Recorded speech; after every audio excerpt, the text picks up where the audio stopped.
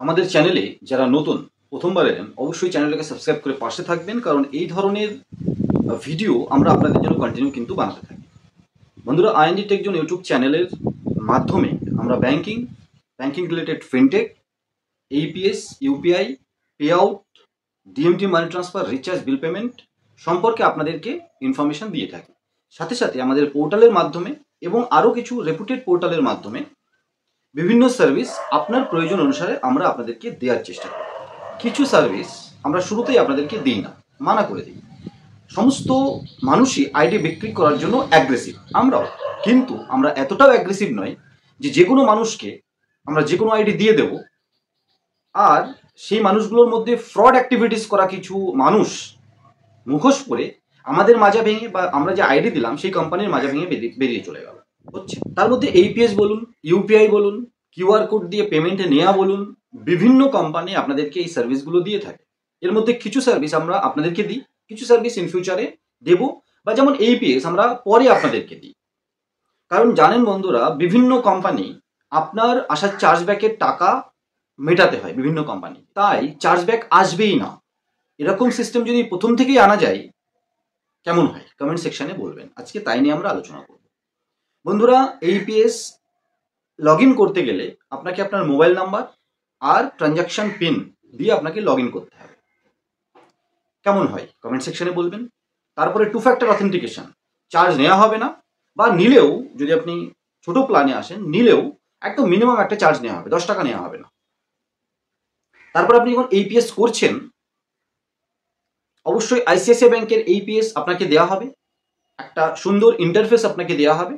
আধার number, mobile number, কাস্টমারের fingerprint, auto deduct, Morpho, mantra, যেগুলো মোটামুটি প্রিন্টার আছে ফিঙ্গারপ্রিন্ট ডিভাইস, সেগুলো অটো ডিডেক্ট করে নেবে। ফিঙ্গার রাখার পরে এইপিএস সাকসেস হয়ে যাবে। কিন্তু এর পরে ট্রানজাকশন করে কাস্টমার চলে গেল এবং পরে গিয়ে চার্জব্যাক লাগিয়ে দিল 2 দিন, 10 দিন, 15 দিন, 1 মাস পরে। আপনাকে তারপরে কি কি দিতে হয়? আপনার রেজিস্টার মেনটেন করছেন কিনা সেই রেজিস্টারের ফটো, কাস্টমারের আধার কার্ড সিগনেচার করা, তার মানে কাস্টমারকে খুঁজতে যেতে হবে, কাস্টমারের বাড়িতে যেতে হবে। সমস্ত সময় কাস্টমার যে আপনার লোকালি হবে তার কোনো গ্যারান্টি নেই। যদি বাইরের হয় তাহলে তো হয়ে গেল, ওই চার্জব্যাক মেটানো আপনার পক্ষে কঠিন। কাস্টমারের প্যান কার্ড, আপনার ডিক্লারেশন বা কাস্টমারের ডিক্লারেশন একটা ফরম্যাটে, যেখানে আধার কার্ড নাম্বার লেখা থাকবে কাস্টমারের, যেখানে ট্রানজাকশন অ্যামাউন্ট লেখা থাকবে, ডেট লেখা থাকবে। উনি লিখে দেবে যে হ্যাঁ এই ট্রানজাকশন আমি এই দোকান থেকে করেছি, এই এজেন্টের কাছ থেকে, বিসি এজেন্টের কাছ থেকে করেছি, আর আমি এটাকে রিসিপ্ট পেয়ে গেছি। চার্জব্যাক হলে আপনাকে এগুলো দিতে হবে না। বন্ধুরা, যদি কোনো সিস্টেমে এরকম আসে ডেডিকেটেড ব্যাংকিং সিস্টেমের মতো, ব্যাংকে যাওয়ার পরে চেক দিয়ে টাকা তুললেও সিগনেচার দেখবেন একদম চোখ বড় বড় করে মিলিয়ে তারপরে চেক ক্লিয়ার হয়। ফর্ম ফিল করে যদি আপনি টাকা তুলতে যান সেই ফর্মের একটা কাউন্টার প্যাড কিন্তু ব্যাংকে রেখে দেওয়া হয়, যদি আপনি চার্জব্যাক লাগান পরে যে আমার টাকা কেউ তুলে নিয়েছে।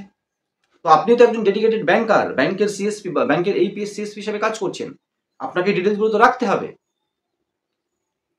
একটা রেজিস্টার মেনটেন করা, ডিক্লারেশন ফর্মে সাইন করিয়ে নেওয়া, আধার কার্ড প্যান কার্ডে সাইন করিয়ে নেওয়া, আপনার আধার কার্ড ডিক্লারেশন, এগুলো ডেডিকেটেড, বোঝাতে পারছি। চার্জব্যাক লাগার পরে এটা আপনাকে দিতে হয়। 3 মাস হয়ে গেছে, 1 মাস হয়ে গেছে, হারিয়ে যেতে পারে ডকুমেন্টসগুলো। যদি এরকম কোনো সিস্টেম আসে বন্ধুরা, আমি জানি অনেকের মধ্যেই মানে অনেকেরই আপনাদের এর মধ্যে এই সিস্টেমটা পছন্দ হবে না। যারা ফ্রড তারা তো পছন্দ করবেনই না, যারা ফ্রড না ভালো এজেন্ট তাদের মধ্যেও অনেকে পছন্দ করবেন না। কারণ অন্যান্য সার্ভিসের সাথে একটা ব্যস্ত দোকানের মধ্যে আপনি এইপিএস সার্ভিসটা হয়তো ইউজ করেন দেন, তার মানে কাস্টমার ব্যস্ত। ব্যাংকে কাস্টমারের ব্যস্ততা মেনে নেওয়া হয় না, কাস্টমারকে তার সময় নিয়ে ব্যাংকে যেতে হবে। যদিও টেকনোলজিটা এসেছিল সেই ব্যস্ততা বা ফিজিক্যাল কাজ কম করানোর জন্যই, কিন্তু ফ্রডের মাত্রা বেড়ে যাওয়াতে এই জিনিসগুলো কিন্তু আপনাকে পরে দোকান বন্ধ করে খুঁজে খুঁজে কাস্টমারের বাড়িতে গিয়ে আপনাকে নিয়ে আসতে হবে। আমরা যে সিস্টেমটা আপনাকে দেব সেখানে মোটামুটি 5টা ডকুমেন্টস প্রথম 10টা ট্রানজাকশনে 1000-এর উপরে হলেই, 1000-এর নিচে হলে কোনো ইস্যু নেই, 1000-এর উপরে হলেই আপনাকে 5টা ডকুমেন্টস আপলোড করতে হবে। আপনার ডিক্লারেশন, এইপিএস সিএসপি বিসি, কাস্টমারের ডিক্লারেশন, আপনার আধার কার্ড প্যান কার্ড, কাস্টমারের আধার কার্ড প্যান কার্ড এবং রেজিস্টার, মোটামুটি 5-6টা ডকুমেন্টস আপলোড আপনাকে করতে হবে। আপনার নামে কোনোদিন চার্জব্যাক আসবেই না, কারণ ব্যাংকের সার্ভারে ও তো প্রথম থেকেই দেয়া থাকলো যেমনটা ব্যাংক করে থাকে। চেক হোক, ফিজিক্যাল ফর্ম হোক, কোনো কিছুর জন্য ফর্ম ফিল আপ করে সাইন করিয়ে সাইন মিলিয়ে ওটা ব্যাংকের কাছে রেখে দেয়।